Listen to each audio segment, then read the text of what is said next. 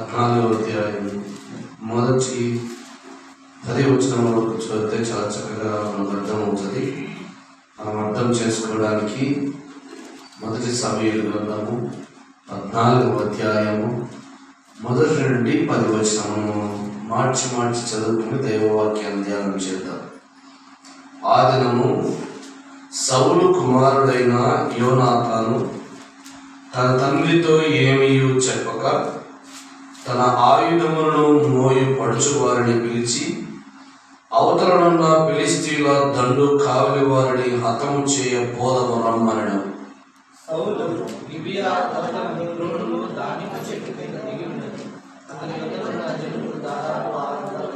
షిలోహులో యెహోవాకు యాజకుడగు ఏలీ యొక్క కుమారుడైన ఫినెహాసుకు పుట్టిన ఈతాబోరు యొక్క సహోదరుడైన అహీటూబునకు జననమైన అహియా ఎఫోదు ధరించుకొని అక్కడ ఉండెను. యోనాతాను వెళ్ళిన సంగతి జనులకు తెలియక ఉండెను.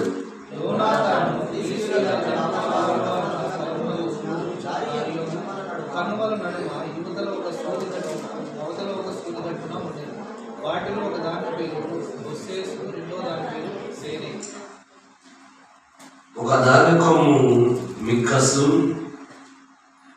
మిక్మాసు ఎదుట ఉత్తరపు వైపునకు, రెండవ దాని కొమ్ము గిబియా ఎదుట దక్షిణపు వైపునకు ఉండెను. యోనాతాను ఈ సున్నతి లేని వారి దండు కాపుల మీదికి పోదుమునము, యెహోవా మన కార్యమును సాగించునేమో, అనేకుల చేతులను కొద్దిమంది చేతులను రక్షించిన యెహోవా పట్టమా అని తన ఆయుధమును పోయేవాడితో చెప్పగా, అతడు నీ మనస్సులో ఉన్నదంతయు చేయుము, పోదము రమ్ము, నీ ఇష్టానుసారంగా నేను నీకు తోడుగా ఉన్నానని అతనితో చెప్పాను. అప్పుడు యోనాతాను మనం వారి దగ్గరకు పోయి మనల్ని వారికి అగుపరుచుకున్నాము. వారు మనల్ని చూచి మేము మీ యొద్దకు వచ్చు వరకు అక్కడ నిలువుడని చెప్పిన యెడల వారి యొద్దకు పోక మనమున్న చోట నిలుచుదము. మా యొద్దకు వెళ్ళని వారు చెప్పిన యెడల యెహోవా వారి మన చేతికి అప్పగించుటని దాని చేత గుర్తించి మనం పోదమని చెప్పగా, ప్రార్థన చేస్తాం. మహాపరిశుద్ధుడా, దైవ తండ్రి, స్తోత్రం నాయన. చదవబడిన వాక్య భాగము ద్వారా నాతో మాతో మాట్లాడండి. వాక్యం మీది, మీరు వాక్యమై ఉన్న దేవుడయ్యా. మీ వాక్య భాగము ద్వారా నన్ను మమ్మల్ని హెచ్చరించండి, నన్ను మమ్మల్ని దిద్దండి. మీ వాక్యపు వెలుగులోనికి మమ్మల్ని నడిపించండి. మీ వాక్య సారము నాకు మాకందరికి అర్థము విధముగా మీరు బోధించాలి. బోధకులకు బోధకుడును వాక్యమై ఉన్న యేసు ప్రభువు శ్రేష్ఠ నామమున ప్రార్థించి బోధించుకుంటున్నాము తండ్రి, ఆమేన్.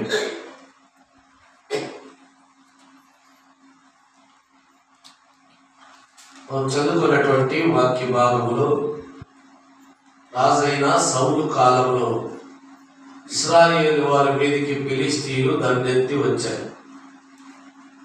ఫిలిష్తీయులకు భయపడి వారి మీదికి పోవటకు అనేక భక్తులు తీరుస్తూ ఉన్నాడు, కానీ సైన్యము చాలకునో మరి ఎలాగనో వారి మీదికి వెళ్ళలేకపోతా ఉన్నాడు. గమనించండి, సౌలు ఇలా తడబడతా ఉంటే సౌలు కుమారుడైన యోనాతాను, ఏ పేరు? యోనాతాను. ఎవరి కొడుకు? సౌలు రాజు కొడుకు. సౌలు కుమారుడైన యోనాతాను తన ఆయుధములు మోయివాడితో ఇలాగన్నాడు, ఇదిగో ఎందుకో యుద్ధం ఆలస్యం అవుతా ఉంది, మనం వెళ్ళి అక్కడ ఏం జరుగుతుందో లేదా వారిని జయింపగలం, దేవుడు మనకు వారిని అప్పగిస్తాడేమో, ఒకసారి ప్రయత్నించి వద్దాంరా అని తన ఆయుధములు మోయి పడుచు వారిని పిలుచుకొని ఫిలిష్తీయుల దండు దిగి ఉన్న స్థలమునకు వెళ్ళటకు సిద్ధపడ్డాడు. ఆయుధములు మోయివాడు అన్నాడు, సరే నీ ఇష్టము, నీ ఇష్టానుసారంగా జరిగించు, నేను నీకు తోడుగా ఉన్నాను అన్నాడు. వీడు అంటున్నాడు, కానీ వీడి హృదయంలో భయం ఉంది. వాళ్ళేమో వేల కొద్దిగా దండు దిగినారు, ఈయనేమో మనం ఇద్దరమే పోదామంటాడు. ఏంటయ్యా అని రాజు కుమారుడు ప్రశ్నించలేడు. ప్రశ్నించగలడా రాజు కుమారుడిని? ప్రశ్నించలేడు. వీరికి ఏం చేయాలో అర్థం కాక సరే వెళ్దాంలేయ్యా అన్నాడు. వెంటనే యోనాతాను ఓ చక్కని మాట అన్నాడు. ఏమన్నాడు? కొద్దిమంది చేతను, గొప్పవారి చేతను,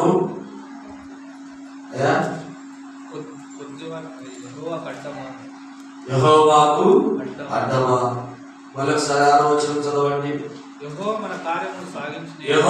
మన కార్యమును సాగించునేమో, అనేకుల చేతను, కొద్దిమంది చేతను రక్షించుటకు యెహోవాకు అడ్డమా అని తన ఆయుధములు పోయి వాడితో చెప్పాడు. కొద్దిమంది, అనేక మంది చేత, గొప్పవారి చేతను, అనేకుల చేతను, కొద్దిమంది చేతను రక్షించుటకు దేవునికి అడ్డమా. ఎంత విశ్వాసము తన దేవుని యందు యోనాతాను అనుకున్నాడు. సౌలైతే తన దేవుని యందు ఇంత విశ్వాసమును చూపి ఉండలేదు. మనకందరికీ తెలుసు, ఈ 14వ అధ్యాయం అయిన తర్వాత 15వ అధ్యాయంలో అమాలేకీయుల మీదకి యుద్ధానికి వెళ్తాడు సౌలు. అప్పుడు దేవుని నమ్ముకొనక, దేవుని ఆజ్ఞకు లోబడక తన సింహాసనాన్ని పోగొట్టుకుంటాడు. అటువంటి వారి కడుపును పుట్టినటువంటి యోనాతాను యొక్క విశ్వాసాన్ని చూడండి. యోనాతాను అంటున్నాడు, గొప్పవారి అనేకుల చేతను, కొద్దిమంది చేతను విజయం ఇచ్చుటకు యెహోవాకు అడ్డమా. ఆయన అనేకుల చేతను, గొప్పవారి అనేకుల చేతను, కొద్దిమంది చేతను దేవుడికి విజయించటకు అడ్డమేమీ కాదు. ఈ అధ్యాయం అంతా ఇంటికి వెళ్ళిన తర్వాత మీరు చదవండి. అక్కడ దేవదూత చేసిన కార్యము కనబడుతుంది. ఫిలిష్తీయుల దండలోని 1,80,000 మందిని ఒక దూత ఆరాత్రి వారిని భీకరంగా సంహరించి వెళ్ళినట్టుగా మనం చూడొచ్చు. ఈ అధ్యాయం అంతా మీరు ఇంటికి వెళ్తా చదవండి. అయితే మనం ధ్యానిస్తున్నటువంటి అంశం ఏమిటంటే, కొద్దిమంది చేతను, అనేకుల చేతను విజయం ఇచ్చుటకు దేవునికి అసాధ్యమైంది ఏది లేదు. చాలా మంచి మాట. దేవునికి అసాధ్యమైంది ఏది లేదు. అయ్యో చిన్నమంత అని మనము భయపడవలసిన అవసరం లేదు. అయ్యో దేవుడు మా యందు ఇచ్చి కార్యమును చేయలేకపోతున్నాడు, భయపడవలసిన పని లేదు. దేవుడు అనేకుల చేతలను, కొద్దిమంది చేతలను విజయించుటకు ఆయనకు అడ్డము అసాధ్యమైనవి ఏవి కూడా లేవు. బాగా గమనించండి. అందుకే యోనాతాను యొక్క విశ్వాసాన్ని మనం చూసినట్లయితే ఎంత విశ్వాసంతో ఆ మాట అనగలుగుతున్నాడు. ఫిలిష్తీయుల యొక్క దండు, గొప్ప దండు వెలుపల దిగి ఉంటే వాళ్ళ మధ్యలోకి వెళ్ళి, నేను ఆయుధములు పోయేవాడు వెళ్దాం, మరిద్దరమే వెళ్దాం, అనేకుల చేతను, కొద్దిమంది చేతను విజయించడం యెహోవాకు అడ్డమా. ఒకవేళ ఆయన మనకు అప్పగిస్తే వారు ఎంత మనకు అని అంటూ ఉండాలి. ఎంత విశ్వాసం చూడండి. మనం బాగా గమనించినట్లయితే ఆయనకు మరి కొద్దిమంది అయినా, కొంచెమైనా సరే ఆయనకు అసాధ్యమైనది ఏది లేదు. అమ్మా, యేసు ప్రభువారు ఈ లోకంలో జీవించి ఉన్నప్పుడు ఆయన ఒక కొండ మీద 3 దినములు ప్రసంగం చేశారు. 3 దినాలు ప్రసంగం చేసిన తర్వాత జనులకు ఇంటికి వెళ్ళిపోవాలని ఆయన ప్రసంగాన్ని ముగించి జనులకు ఆజ్ఞాపించాడు. వెళ్ళిపోతా ఉన్నారు. ఎవరంతా వాళ్ళు లేసి వెళ్ళిపోతా ఉంటే ప్రభు అన్నాడు, వీరి నేటికి 3 దినముల నుండి ఆహారం ఏమి తీసుకోలేదు, వారి మీద కనికరపడుచుగా మీరు వారికి భోజనం పెట్టండి అన్నాడు శిష్యులతో. ఏమన్నాడు? ఎక్కడ? ఒక ఎత్తైన కొండ ప్రాంతం. ఎక్కడి నుంచి వస్తాయి భోజనము అయితే ప్రభు అన్నాడు, మీ వద్ద ఏముందయ్యా అన్నాడు. మీ వద్ద ఏముంది? ఒక చిన్నవాడు వారి మధ్యలో లేచి అన్నాడు, అయ్యా నా దగ్గర 5 రొట్టెలు 2 చేపలు ఉన్నాయ్యా, తీసుకురండి. ప్రభు ఆశీర్వదించి ఆ 5 రొట్టెలను 2 చేపలను దాదాపు 5,000 మంది పురుషులు భుజించి 12 గంపల నిండా వాటిని ఎత్తారంట. ఎత్తుతమ్మ వారి దగ్గర 5 రొట్టెలు. 5,000 మంది పురుషులే అంటే స్త్రీలు పిల్లలను లెక్కేస్తే దాదాపు ఎంతమంది ఉంటారు? ఓ 16-20 వేల మంది వేసుకోవచ్చు. ఇంత జనానికి కొంచెంలో నుండి దేవునికి అసాధ్యమైంది ఏంటి? ఆయన అంత కొంచెం ఆశీర్వదిస్తే కొన్ని వేల మందికి ఆహారం ఉన్నట్టుగా ఆయన దీవించగలిగి, ఆయన కొన్ని వేల జనములకు ఆహారం ఉన్నట్టుగా సమృద్ధిగా ఆశీర్వదించారు.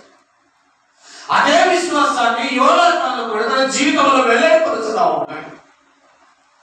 ఒరే, దేవుడు అనుకుంటే ఇంతరా మనకు? దేవుడు అనుకుంటే అనేకుల చేతులను కొద్దిమంది చేతులను విజయించడం ఆయన కంటమా? మనం అనుకుంటాం కానీ నేను చేయగలనా? ఇంత పెద్ద పని నా ఒక్కరికే అప్పగించారు, నేను ఒక్కదాన్ని చేయగలనా, నేను ఒక్కరినే చేయగలనా అమ్మా అనుకుంటా ఉంటాం. యోనాతాను అలా అనుకోలేదు. దేవుడు మనకు సహాయం చేస్తే, ఆయన మనకు తోడుగా ఉంటే, ఆయనే కనుక ఆ సైన్యాన్ని, ఆ ఫిలిష్తీ సైన్యాన్ని మనకు అప్పగించాలని కోరుకుంటే ఎంతగా మనము పదా ఆయుధములు పోయి వారితో అన్న. కాబట్టి మన దేవునికి అసాధ్యమైనది ఆయనకు అనేకుల చేతులను కొద్దిమంది చేతులను విజయించడము. ఆయన ఈ లోకంలో ఏది ఆటంకపరచున్నది ఏది లేదు. నేటి ప్రస్తుత పరిస్థితులను చూస్తా ఉంటే భారతదేశంలో కానీ ప్రపంచవ్యాప్తంగా కానీ అతి ఎక్కువగా హింసింపబడుతున్నటువంటి ప్రజలు ఎవరైనా ఉన్నారంటే వారు క్రైస్తవ ప్రజలే. మరి ఇంత హింసించి, ఇంత దూషించి, ఇంత అవమానపరుస్తుందా వారిని ఎవరైనా ఆపగలిగారా? వారి దేవుని యొక్క సహాయాన్ని, వారి దేవుని యొక్క కార్యములను ఎవరైనా ఆపగలుగుతా ఉన్నారా? కొద్దిమంది చేతులను, అనేకుల చేతులను విజయించడం దేవునికి అడ్డము కాదు. యేసు ప్రభువు ఈ లోకంలో ఉండగా ఎక్కడ 2 ముగ్గురు, ఎంతమంది? ఎక్కడ 2 ముగ్గురు నా నామమున ప్రార్థన చేస్తున్నారో వారి మధ్య,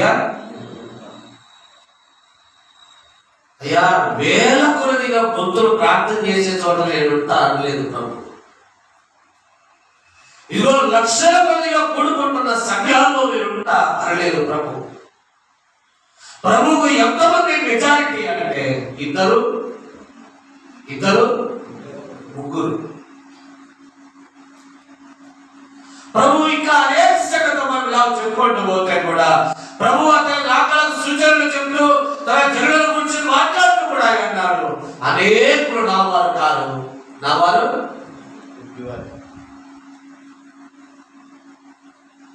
అనేకులు ఉన్న చోట దేవుడు ఉన్నాడు, దేవుడు కార్యాలు చేస్తున్నాడని మనం అనుకుంటున్నాం. కాదు, ఆయన కొద్దిమంది ఉన్న చోట అయినను, అనేకులు ఉన్న చేతులు అయినను ఆయన కృప చూపుటకు ఆయనకు అసాధ్యమైనది, ఆయనకు అడ్డము ఏది లేదు. నీకు ఆ యొక్క కార్యాన్ని, ఆ యొక్క విజయాన్ని, ఆ శక్తి సామర్థ్యాన్ని పొందుకోవడానికి నీకేం కావాలంటే విశ్వాసం అనేది చాలా ప్రాముఖ్యమైన విషయం. ఆ విశ్వాసం ఉంటే కొద్దిమంది ఉన్న సంఘంలో అయినా, గొప్ప జనం ఉన్న సంఘంలో అయినా, అదిలో అద్భుతాలు చేసే సంఘంలో ఉన్న, అద్భుతాలు చెయ్యని సంఘంలో ఉన్న దేవుని కృప నీకు ఉంటే, దేవుని యందు నీకు విశ్వాసం ఉంటే, నీకు అడ్డము ఏది లేదు. సారెపాత్రలోని విధవరాల దగ్గరికి ప్రవక్త అయిన ఎలీషా వెళ్ళాడు. అమ్మా, నాకు కొంచెం నీళ్ళు కాపమ్మా అన్నాడు. వెంటనే ఆ తల్లి పరిగెత్త ప్రయత్నం చేసి, ఇదిగో నా నడకను ప్రారంభించినంత సడన్ గా అనుకోమాట అన్నాడు ప్రవక్త అయిన ఎలీషా. బా, నాకు అలాగే ఒక అప్పం చేసి తీసుకురామా అన్నాడు. ఏముంది ఆమె దగ్గర? ఏముంది ఆమె దగ్గర? ఆమె అన్నది, అయ్యా, ఒక రొట్టెకు సరిపడే పిండి, ఒక రొట్టెకు సరిపడే నూనె నా ఇంట్లో ఉన్నాయి, అది తప్ప మరేమీ లేదు. ఇదిగో ఈ పొలం ఎరుకొని వెళ్ళి ఆ రొట్టెలు చేసుకొని నేను నా కుమారుడు మరణమునకు సిద్ధమవుదామని అనుకుంటున్నాను. ఇంతలోనే నీవు ఆ రొట్టెలు అడుగుతావు. మొదట వెళ్ళి చేసి తీసుకురామ్మా అన్నాడు. అయ్యా, ఆ కొంచెం పిండే, ఎంత పిండి? ఆమెకు డబ్బా నిండా ఉంటే కొంచెం తీసుకురాగా, ఆమె ఇంటిలో మూటలు మూటలు ఉంటే కొంచెం తీసుకురాగా, తన కలిగిన దాంట్లోనే, తన దగ్గర ఉన్న కొంచెంలోనే ప్రభువు తన సేవకుడైన ఎలీషాకు అప్పము చేసి తీసుకొచ్చి అక్కడ రాయబడి ఉంటుంది, ఆమె ఇంటి వారును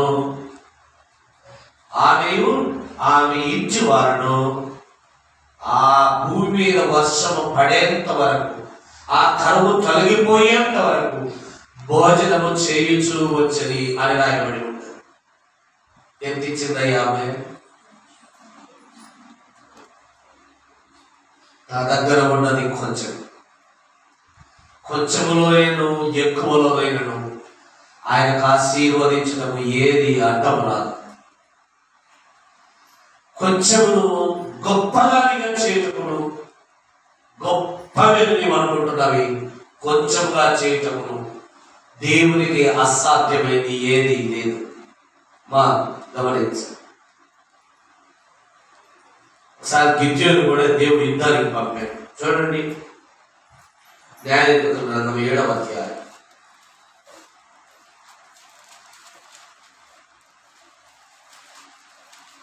న్యాయాధిపతుల గ్రంథం 7వ అధ్యాయం.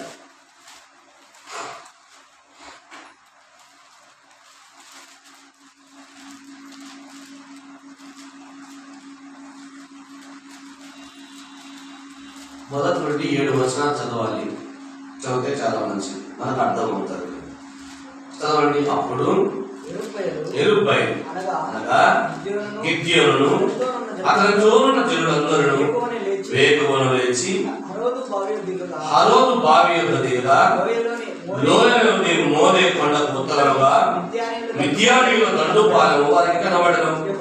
యెహోవా, నీతోనున్న జనులు ఎక్కువ మంది, నేను వారి చేతికి మిద్యానీయులను అప్పగింప తగదు. ఇశ్రాయేలీయులు నా బాహుబలము నాకు రక్షణ చేసి నడుపని నా మీద అతిశయించుదురేమో. కాబట్టి నీవు ఎవడు భయపడి వణుకుచున్నాడో వాడు త్వరపడి గిలాదు కొండ విడిచి తిరిగి వెళ్ళవలని జనులను వినులకు ప్రకటించమని గిద్యోనుతో సెలవిచ్చాను. అప్పుడు జనులలో నుండి 22,000 మంది తిరిగి వెళ్ళిపోయి 10,000 మంది నిలిచి ఉండగా యెహోవా జనులు ఇంకా ఎక్కువ మంది 10,000 మంది 22,000 మంది పోయినారు. 10,000 మంది వెళ్ళారు. అంటే దాదాపు 32,000 మంది బయలుదేరారు. 20,000 మంది వెళ్ళిపోయారు. 10,000 మంది ఇచ్చారు. 10,000 మంది కూడా దేవుడు ఏమంటున్నాడు? ఈ జనులు కూడా ఇంకా ఎక్కువే. నీళ్ళ యొద్దకు వారిని దిగజేయము, అక్కడ నీ కొరకు వారిని శోధించరు. ఇతడు నీతో కూడా పోవాలని నేను ఎవరి గురించి చెప్పుదును, వాడు నీతో పోవాలను. ఇతడు నీతో పోకూడదని ఎవరి గురించి నేను చెప్పుదును, వాడు పోకూడదని గిద్యోనుతో సెలవిచ్చాను. అతడు నీళ్ళ యొద్దకు ఆ జనులను దిగజేసినప్పుడు యెహోవా కుక్క గతులను తన నాలుకతో నీళ్లను గతికిన వారిని త్రాగుటకు మోకాల్లోకి త్రొమ్మిన ప్రతి వారిని వేరువేరుగా ఉంచమని గిద్యోనుతో సెలవిచ్చాను. చేతితో నోటిని అందించుకొని గతిమైన వారి లెక్క 300 మంది. నీలకాటి పంపితే ఏం చేస్తారు? ఓ రకం తాగుతారు. కొంతమంది ఉంగి నోటితో తాగుతారు. కొంతమంది ఇంకా ఏం చేస్తారు? చేతులతో ఇట్లా అద్దుకొని కొంతమంది తాగుతారు. అలాగుగా 10,000 మందిని దింపితే అయ్యా కృంగి ఇట్లా మోకాళ్ళ మీద ఉండి తాగిన వాళ్ళు, నోటితో అందుకొని తాగిన వాళ్ళు, వీళ్ళందరినీ తీసేస్తే 2 చేతులతో ఇట్లా నోటి దగ్గర తీసుకొని తాగిన వారి లెక్క 300 మంది ఉన్నారు. వీళ్ళతో పోమంటున్నాడు. ఎంతమంది బయలుదేరారు? 32,000 మంది బయలుదేరారు. దేవుడు వాళ్ళందరిలో వడపోసి ఎంతమందిని అప్పగించాడు? 300 మంది నుంచి ఇప్పుడు పో అంటున్నాడు. దేవుని కార్యములను ఎవడు ఊహించలేడు. అక్కడ ఒక మాట రాయబడి ఉంది, 2వ వచనం. అయ్యా యెహోవా, నీతోనున్న జనులు ఎక్కువ మంది, నేను వారి చేతికి మిద్యానీయులను అప్పగింపగలదు. ఇశ్రాయేలీయులు నా బాహుబలం, నాకు రక్షణ కలుగజేసుననుకొని నా మీద అతిశయించుదురేమో. ఏమనుకుంటారమ్మా? ఇప్పుడు కొన్ని వేల మంది ఉన్నాము, వారి మీద యుద్ధానికి పోయాం, వాళ్ళు తక్కువ మందే ఉన్నారనుకో, వాళ్ళు జయించి వచ్చాం. ఏమనుకుంటాం మనము? నా బలము, నా సైన్యపు బలము, నా శక్తి, నా రథముల శక్తి నా దేశాన్ని రక్షించింది అని రాజులు అతిశయించే ప్రమాదము, జనులు అతిశయించే ప్రమాదము. ఇంకా దేవుడు ఏం చేశాడయ్యా? మేము 1,000 మంది పోయి వారిని జయించి వచ్చాం, దేవుడు ఏం చేశాడు అని జనులు అతిశయిస్తారు. అందుకని 32,000 మంది బయలుదేరితే 300 మందితో గిద్యోను అమాలేకీయుల మీదకి పంపించాడు. నేటి సమాజాన్ని మనం పరిశీలన చేసినట్లయితే చాలా మంది తమకు ధనం ఉన్నది కాబట్టి తామన్నీ చేయగలమని అనుకుంటున్నారు. చాలా మంది తమకు పదవి ఉంది కాబట్టి తాము ఏమైనా చేయగలమని అనుకుంటున్నారు. అయ్యా చాలా మంది తమకు శక్తి సామర్థ్యాలు ఉన్నాయి కాబట్టి తాము ఏమైనా చేయగలమని అనుకుంటున్నారు. చాలా మంది తమ యొక్క పూర్వ స్థితిని ప్రస్తుత స్థితిని బేరీజు వేసుకుంటూ మాకంటే గొప్పవాడు ఎవరున్నారు అని అనుకుంటూ ఉన్నారు. అయ్యా అనేకుల చేతలను, కొద్ది మంది చేతలను విజయం ఇచ్చుటకు దేవునికి అడ్డము, అసాధ్యము ఏది లేదు. నీవు అనుకుంటున్నావు నేను నా డబ్బు, నా పరాక్రమం వలన, నా తెలివితేటం వలన, నా జ్ఞానం చేత నేను తప్పించబడ్డాను, నేను తప్పించుకున్నాను, వాడి నుండి రక్షింపబడ్డాను, వాడు నా మీదకి ఇలా దండెత్తి వస్తే ఇదిగో నా రాజకీయ పలుకుబడిని ఉపయోగించి నేను వాడిని మట్టు పెట్టాను అని మనం అనుకుంటున్నా. లేదు లేదు, దేవుని కృపయే కనుక నీకు సహాయం చేయకపోతే నీవు వారి చేతిలో నుండి రక్షింపబడలేవు. ఎందుకంటే కీర్తనకారుడు 124వ కీర్తనలో ఒక మాట జ్ఞాపకం చేసుకుంటూ అన్నాడు. చూడండి 124వ కీర్తన.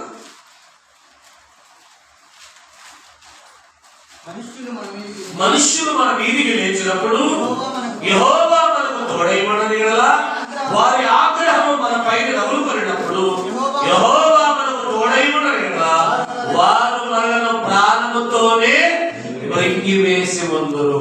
ఎవరు తోడైమని? దేవుడు తోడైమని. అయ్యా ప్రభువు నీకు సహాయం చేయనుగా, ఆయన కృప నీకు తోడైమని. నీవు అనుకుంటున్నావు నా డబ్బు, నా పరాక్రమం, నా బలశౌర్యములు, నా బంధుమిత్రుల బలగము చేత నేను ఈ గొప్ప స్థితిలో ఉన్నాను, నేను ఇంత సాధించాను అని నీవు అనుకుంటున్నావు. నీ చదువు వలన, నీ జ్ఞానం వలన, నీ వివేచన వలన నేను ఈ స్థితికి ఎదిగాను అని నీవు అనుకుంటున్నావు. లేదు లేదు, దేవుని కృపయే కనుక నీకు సహాయం చేయకపోతే నీవు ఎంత ఎక్కాలనుకున్నా ఎక్కలేదు. నీవు ఏం సాధించాలనుకున్నా దానిని సాధించాలి.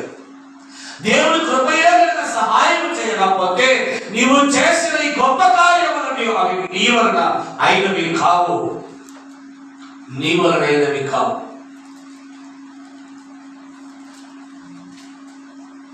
గిద్యోనుతో దేవుడు అన్నాడు, ఆ జనం ఎక్కువ, ఆ జనముతో వెళ్ళి నీవు ఆ దేశాన్ని జయించి వస్తే ఇశ్రాయేలు అనుకున్నా మా బల పరాక్రమముల చేత మేము ఆ దేశాన్ని జయించి వచ్చామని వారు అనుకుంటారయ్యా.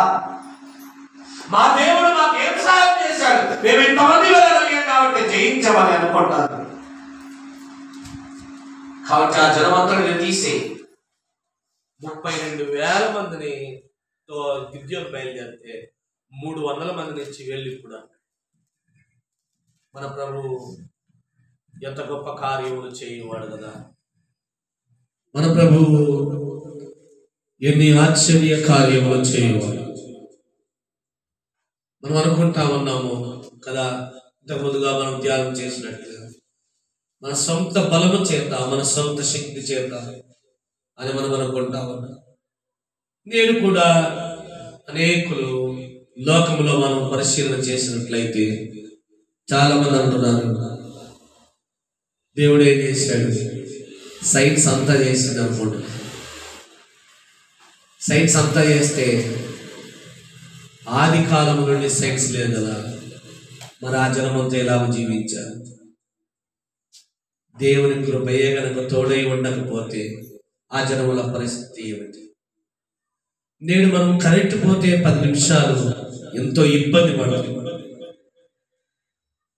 ఆనాటి జనము కరెంట్ లేకపోయినా, ఏ విధమైనటువంటి లైట్ లేకపోయినా వారు ఎంతో చక్కగా జీవించగలిగారు, వారి జీవితాన్ని కొనసాగించారు.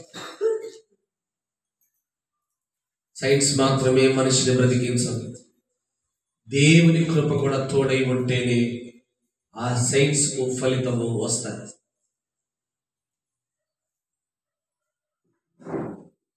కాబట్టి మన దేవునికి కొద్దిమంది చేతడు, గొప్పవారి చేతడు విజయం ఇచ్చటము ఆయనకు అడ్డము ఏది లేదు.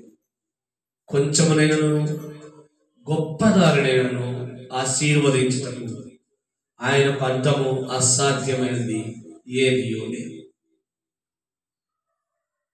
ఇదిగో ఆ జనము నీకు ఎక్కువ, ఎందుకు? వారు మా బలము మమ్మల్ని రక్షించింది అనుకుంటారు, మా శక్తి మమ్మల్ని విమోచించింది అని అనుకుంటారు. ఇక్కడ ఉన్న క్రైస్తవ జనము, దేవుని ప్రజల్లో కూడా అలా అనుకుంటారు. కొన్ని సంఘాలు ఇదే కూడా జరుగుతూ ఉంది. ప్రభువుకి నేను ఇచ్చాను, ఆయన ఇన్ని కార్యాలు చేశాను, ఇంత అద్భుతం చేశాను. నువ్వు ఇచ్చిన దాన్ని బట్టి ప్రభు అద్భుతం చేయలేదు. ఆయన కృప చేత నీకు ప్రేమించి ఆ అద్భుతాన్ని నీ జీవితంలో చేశాడు. ఆయన వ్యాపారస్తుడు కాదు, నీ నుంచి ఇప్పించుకొని నీకు ఇచ్చే. ఆయన కృపగల దేవుడు, ఆయన ప్రేమగల దేవుడు, ఆయన కనికరము కలిగినటువంటి దేవుడు. ఆయనకు అసాధ్యమైంది ఏది లేదు. అందుకే మన సొంత రక్షణ గురించి కూడా ప్రభు ఒక మాట అన్నాడు, అదొక మాట చూపించి నేను ముగించేస్తాను. ఎఫెసీయులకు రాసిన పత్రిక 2వ అధ్యాయం.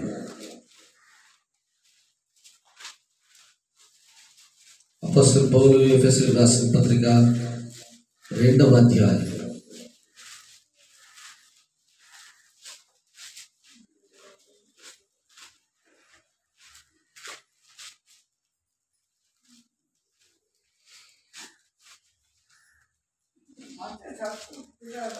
అయ్యా 7-8 వచ్చిన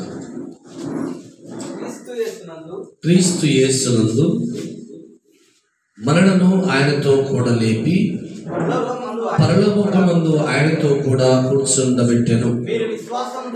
మీరు విశ్వాసము ద్వారా కృపచేతనే రక్షింపబడి ఉన్నారు.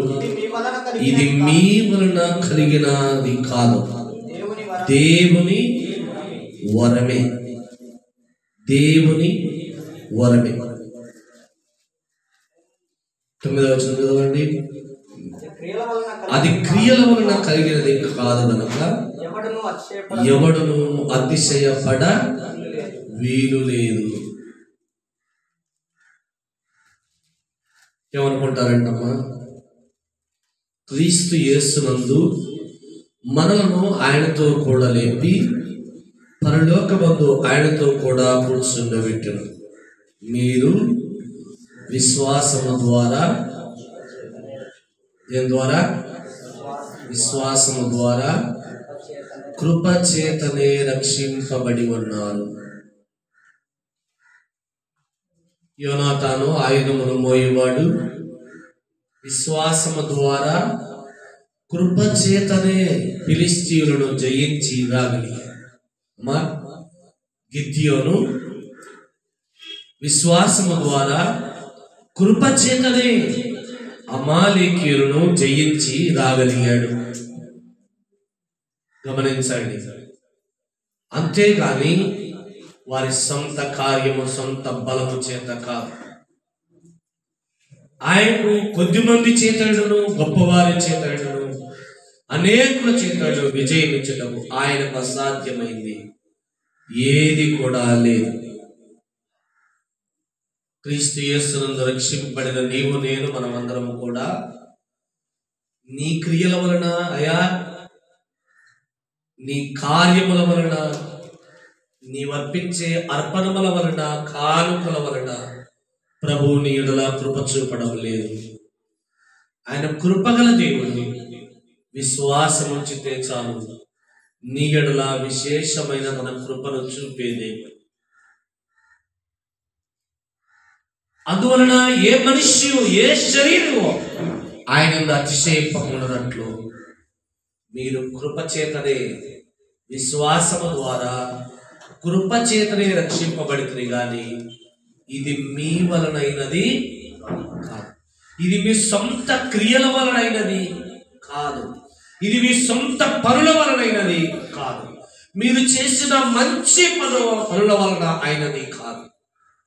దేవుని కృప చేతనే, దేవుని దయచేతనే ఆయన మిమ్మల్ని రక్షించి ఉన్నాడు. కానీ మీ సొంత కార్యములను బట్టి కాదు. ఎటు చూచినా, ఏ విధముగా చూచినా ఆయన కృపకు నీవు నేను యోగ్యులము కాకపోయినా ఆయన ఒక సంకల్పము కొరకు, ఆయన ఉద్దేశము కొరకు మనల్ని అందరినీ రక్షించాడు. కొరింథీయులకు రాస్తూ పౌలు అన్నాడు కదా, అయ్యా ఈ లోకములోని బలవంతులను సిగ్గుపరచుటకు బలహీనులను ఆయన ఏర్పరచుకుని ఉన్నాడు. ఈ లోకములోని జ్ఞానులం అనే వారు చెప్పుకునే వారిని సిగ్గుపరచునట్లు లోకములోని వెర్రి వారిని ఏర్పాటు చేసుకొని, ఇది ఆయన ఏర్పాటే, ఇది ఆయన కృపయే గాని నీ సొంత కార్యముల వలనైన రక్షణ కాదు. ఇది నీ సొంత క్రియల వలనైన రక్షణ కాదు. ఆయన నీ విశ్వాసము ద్వారా ఆయన కృప చేత నిన్ను నన్ను మనల్ని రక్షించి విమోచించి పరిశుద్ధపరిచి ఆయన సొంతైన జనముగా చేసుకుని ఉన్నారు. దేవుడి కొద్ది మాటలు మన నిమిత్తమై దీవించుకున్నాడు.